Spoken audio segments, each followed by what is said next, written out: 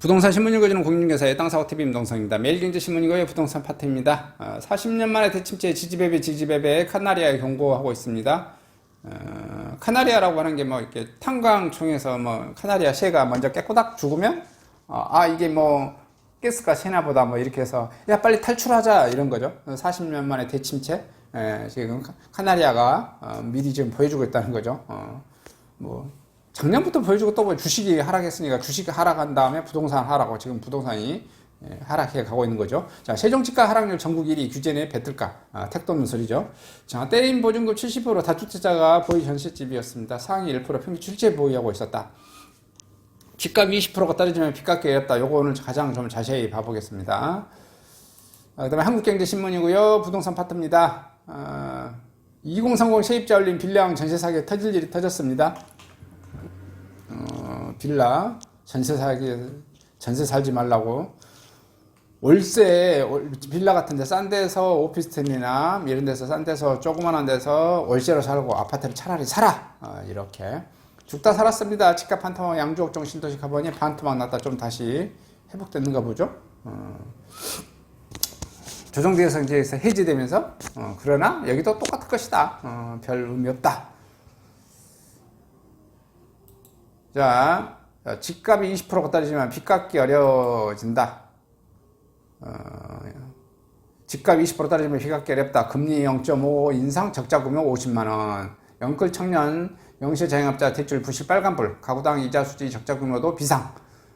집값이 20% 정도 떨어지면 대출자가 자산을 팔아 빚을 갚을 수 있는 능력이 현저하게 떨어진다는 연구 결과가 나왔습니다. 미국의 고강도 긴축으로 국내 대출 금리가 치솟으면서 영끌에 나섰던 청년층과 영세 자영업자의 대출 연체율도 가속 증가하고 있고요. 23일 한국은행 금융안정 보고서에 따르면 부채가 누적된 상황에서 가계자산은 대부분의 86%를 차지하는 실물자산 가격이 빠르게 조정될 경우 모든 소득계층에서 자산을 통한 부채 능력이 우리가 있는 것으로 나타났고요. 부동산 가격이 6월 말 수준에서 20% 떨어지는 것을 가정한 분석 결과 금융부채 규모의 가구 평균 부채 대비 총자산 비율은 4.5에서 3.5로 낮아졌고 부채 대비 순자산 비율도 3.5에서 2.7배로 하락했고 부동산 가격 하락률 20%는 코로나 팬데믹 기간 중 오른 아파트 가격 상승률이 2019년 수준으로 돌아간 상황을 가정한 거고요.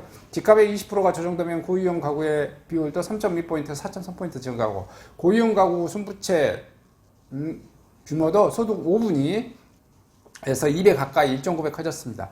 하는 관계자는 가계자산의 86%를 차지하는 실물자산 가격이 빠르게 내려가면 모든 계층에서 자산을 팔아 부채를 갚을 능력이 떨어질 것으로 우려했고요.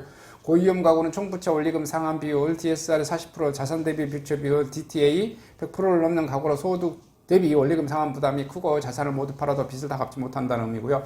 또한 기준금리가 1포인트를 오를 때 취약 자영업자의 대출 연체율이 1.8포인트 상승하는 것으로 추산되고요. 이는 저소득 자영업자 대출자보다도 2배 이상 높은 수치입니다. 취약 차주는 금융 최고 이상의 돈을 빌린 다중 채무자인 동시에 저소득 또는 저신용자 대출자를 뜻합니다. 2분기 말 기준 자영업자 대출은 999조 2천억 원으로 1000조에 육박한 상황입니다. 기준료가 1포인트 인상되면 청년층 과다 차입자 대출 연체율도 2.4포인트로 오르는 것으로 추정되고요. 전체 가계대출 연체율 상승폭의 4배 수준으로 영끌 B2에 나섰던 청년들의 연체율이 훨씬 더 가파르게 뛰는 셈이고요. 알로 금리가 0.5포인트 상승하면 가계 이자 수지 적자 규모는 가구당 50만 2천원으로 분석되고요. 작년 8월 말부터 지난날까지 기준료가 1.75포인트 오른 것으로 감안하면 이 기간 영세 자영업자의 대출 연체율이 3포인트 이상, 청년층 과다 차입자의 연체율이 2.5포인트까지 급등했다는 계산이 나옵니다.